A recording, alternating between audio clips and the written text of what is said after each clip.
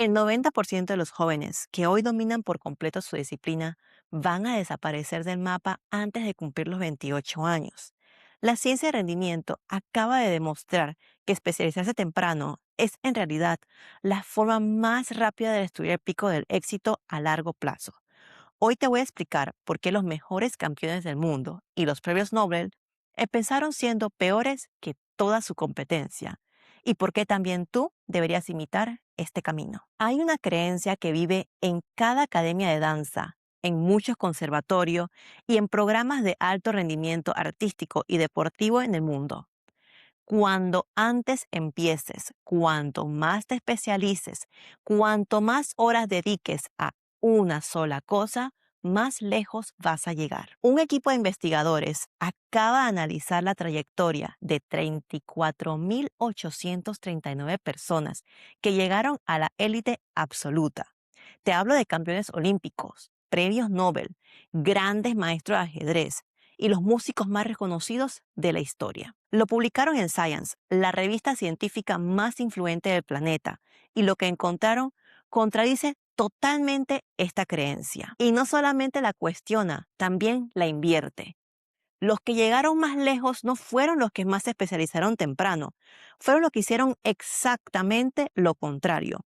Y hoy te voy a explicar exactamente qué hicieron diferente y qué significa esto para ti. Quédate hasta el final, porque al cierre te voy a dar un ejercicio concreto para que puedas empezar a trabajar en esto esta semana. Antes de entrar a lo que nos dice la referencia científica, quiero que pongamos un ejemplo con dos personas. Estas son nuevamente ficticias, pero si llevas tiempo en el alto rendimiento artístico o deportivo, seguramente te puedes identificar o conocer alguna de ellas. Nuevamente utilizaremos el ejemplo de Valentina. Valentina empezó ballet a los 4 años. A los 8, la maestra ya decía que tenía algo especial.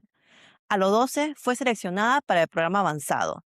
A los 15 tiene su primer gran debut principal. Toda su vida fue organizada alrededor de una sola cosa, el ballet. Horas y horas al día, en un solo estilo, una sola técnica, una sola identidad. Soy bailarina de ballet. A los 25, Valentina ya no está bailando. Vamos a poner ahora el segundo ejemplo de otra bailarina. La vamos a llamar Luz. Luz probó ballet a los 6 años. Luego probó un poco de contemporáneo. A los 10 le comenzó a gustar la natación. A los 12 estuvo un año haciendo teatro. Nunca fue la mejor en nada por demasiado tiempo. Sus maestros siempre decían que era muy buena, pero no brillaba como otras. Tardó mucho más en llegar a sus primeras funciones importantes. A los 25, adivina, Luz es bailarina principal en una compañía internacional. Y la pregunta que te debes hacer no es a quién le fue mejor, porque ambas construyeron una carrera independientemente de la longitud. Te llevan aprendizaje que va a ser aplicable a múltiples disciplinas y para toda la vida. Pero, ¿quién tiene una carrera más duradera? ¿Y por qué eso pasó? Esto te lo voy a explicar con este estudio y va a cambiar la forma en la que piensas sobre el desarrollo de tus alumnos si eres docente y sobre lo que le estás enseñando a los jóvenes que tienes cerca. Para entender un poco de por qué Luz, la bailarina que pusimos de ejemplo, que intentó múltiples disciplinas y múltiples deportes, llegó más lejos, necesitamos hablar específicamente del estudio. Un equipo de 4 investigadores de universidades de Alemania, Austria y Estados Unidos revisaron 19 conjuntos de datos distintos. Analizaron la trayectoria completa de más de 34.000 personas que llegaron a la élite absolutas en su dominio. Esto fue publicado en diciembre de 2025 e hizo mucho ruido alrededor del alto rendimiento. No estamos hablando de que evaluaron a gente que era buena, estamos hablando de que evaluaron a los mejores del mundo, campeones olímpicos en todos los deportes del programa olímpico, premios Nobel en química y física, los ajedrecistas con el ranking más alto del planeta, compositores de ópera reconocidos en la historia. La pregunta central era bastante simple, una vez más, pero muy devastadora para muchos sistemas de formación. ¿Los mejores adultos ya eran los mejores cuando eran jóvenes? ¿O algo cambió en el camino? Voy a compartirte 3 hallazgos y cada uno va a ayudar a desmontar esta creencia que probablemente llevas años asumiendo que es verdad. Primer hallazgo. ¿Recuerdas a Valentina? Esta que brilló temprano, cuando los investigadores compararon quiénes estaban en el top 10 juvenil con quienes terminaron en el top 10 mundial absoluto de adultos. 9 de cada 10 personas no eran las mismas. Y te lo repito porque esto es extremadamente importante. Esto significa que el 90% de los que brillaron de jóvenes no son los que llegan más lejos de adultos. Y también al revés, el 90% de los que llegaron más lejos de adultos no brillaron especialmente cuando eran jóvenes. Y esto se repite en deportes olímpicos, en ajedrez, en académicos universitarios, en músicos clásicos. No es una excepción. Esto es un patrón. Ahora, te digo todo esto para que pienses un poco en lo que son los sistemas de selección de talento que existen en el mundo de la danza, la música, en conservatorio, en las academias y escuelas de élite. ¿En qué se basan para seleccionar quién entra y quién no? Lo que importa mucho es las condiciones que tienen ahora, cómo brillan en este momento en su nivel.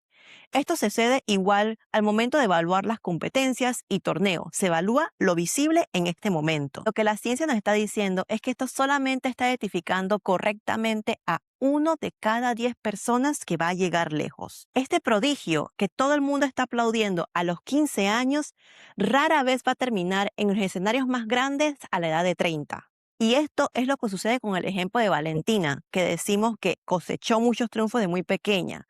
Valentina no era una excepción, era la regla. Este es el segundo hallazgo y es el que más me impactó personalmente. Cuando los investigadores trazaron curvas de desarrollo, cómo fueron creciendo los mejores adultos durante sus años de formación, encontraron algo que nadie esperaba. Los que llegaron más alto en la élite adulta no iban por delante de la adolescencia, de hecho, iban por detrás. Te doy dato contexto con ajedrez, porque es el más preciso que tienen. Los jugadores que terminaron en el top 3 del mundo adulto, los mejores del planeta en los últimos 10 años, tenían 62 puntos de elo menor a los 14 años que quienes terminaron entre el 4 y el 10º lugar. ¿Esto qué significa? Que quienes llegaron más arriba de adulto iban por debajo a los 14 años. Y esto mismo lo puedes ver en los premios Nobel. Los que ganaron el Nobel tenían una trayectoria de publicación más lenta y menos acelerada en los primeros años que quienes fueron nominados pero no ganaron. ¿Qué significa esto? Que la curva no tiene que ser rápida o grande al principio para llegar más alto al final. La prisa temprana no predice el pico adulto, lo limita. Y si hablamos de luz, la que exploró, la que fue más despacio, la que tardó más en llegar a sus primeras funciones importantes, ella no estaba perdiendo el tiempo, estaba construyendo algo que Valentina no tenía. Tercer hallazgo, los investigadores no solamente encontraron que los mejores adultos eran diferentes personas que los mejores jóvenes, también se encontró que los factores que van a predecir el éxito de joven son exactamente opuestos a los que predicen el éxito de adulto. ¿Esto qué significa? Que lo que te hace brillar a los 14 años no es lo que te hace llegar más lejos a los 28 años. De hecho, en muchísimos casos es lo contrario. Jóvenes que más brillaban de temprano tenían cosas en común. Empezaron antes en su disciplina principal, acumularon más horas de práctica en una disciplina específica, progresaron más rápido en sus primeros años. Ahora, muy interesante, escucha qué tenían en común los que llegaron más lejos de adulto. Practicaron en promedio 2 disciplinas adicionales, sí, 2, durante todo su desarrollo. Tenían menos horas de prácticas ultra específicas al inicio. Su progreso fue mucho más gradual en la adolescencia. Sus primeros hitos importantes llegaron más tarde. Para darte un ejemplo más específico, los premios Nobel en promedio tenían 2 aficiones significativas más allá de su campo principal.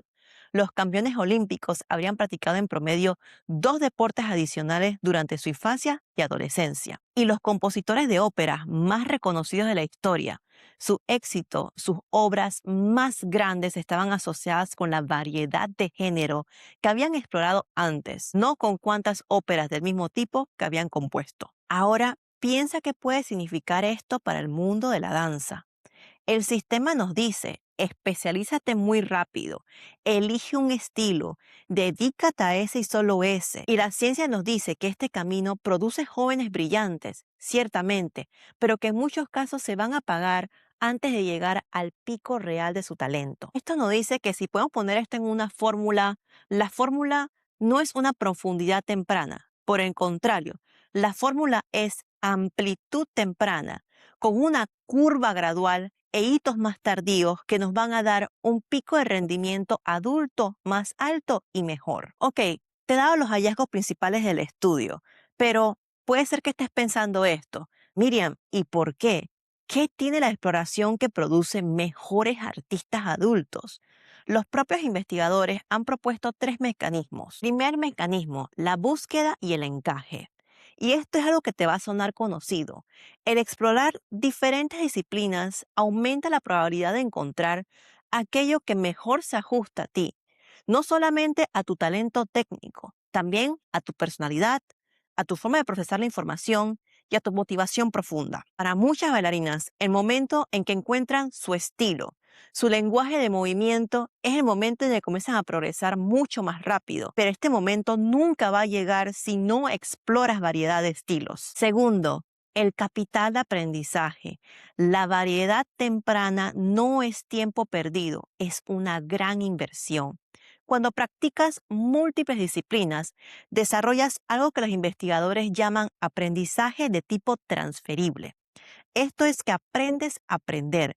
Construyes una base cognitiva y motora más rica. Una bailarina que también estudió teatro, por ejemplo, tiene una presencia escénica muy diferente. Una que también hizo natación puede tener una relación con el agua que ayuda a que tenga una relación con su cuerpo muy diferente. Una que tocó un instrumento tiene una musicalidad diferente. Y esto no se puede comparar con solamente más horas de una actividad en específica. Tercero, los riesgos limitados. La especialización temprana tiene costes ocultos bastante grandes. Lesiones por sobreuso, burnout, pérdida de motivación, identidad prematura. ¿Cuántas bailarinas conoces que a los 17 años ya se sentían quemadas?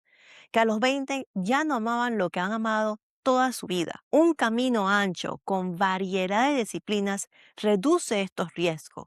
Te mantiene motivado, te mantiene curioso y te mantiene explorando.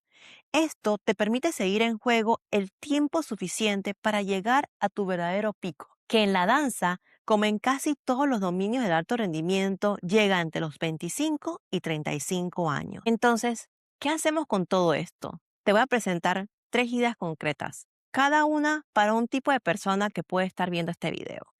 Si eres un estudiante de danza, te puedo decir que el talento que tienes ahorita no es el destino, no es una sentencia final.